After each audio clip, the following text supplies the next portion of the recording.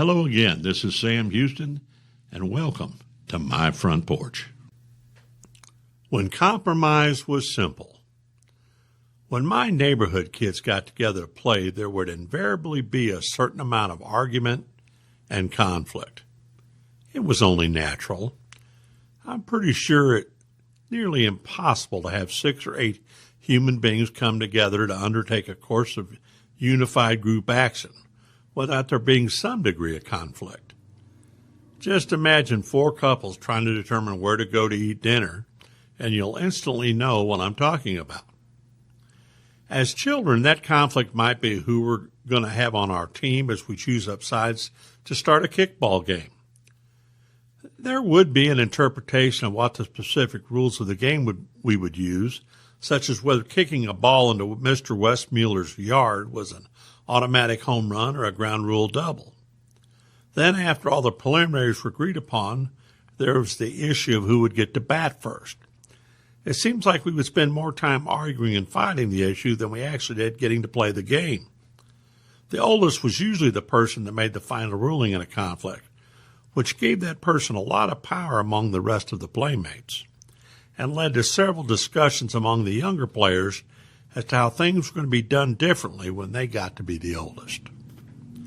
One summer evening after dinner, we kids were out in the street trying to organize a game, and it was one conflict after the other. One person didn't want to be on the same team as someone else.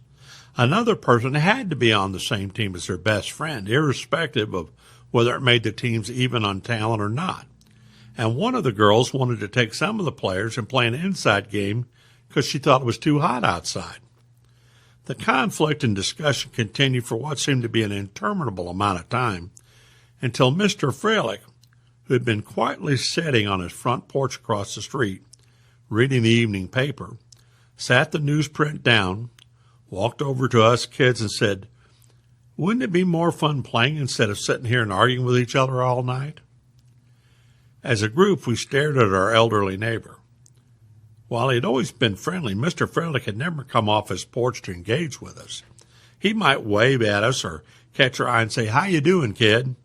But that was about it.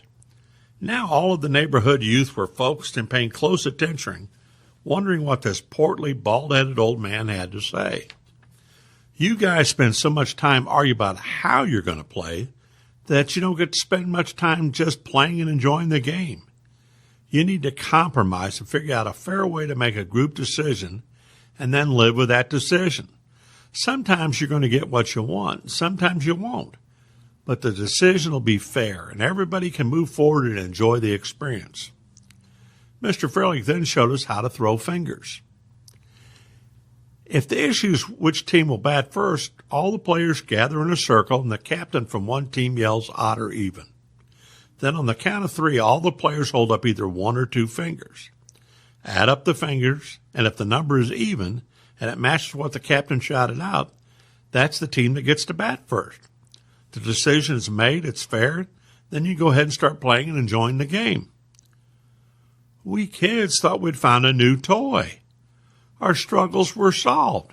Instead of arguing, calling names, we were given a way to resolve a conflict which was fair, quick, and let us get on to what we really wanted to do, which was to play the game and have fun.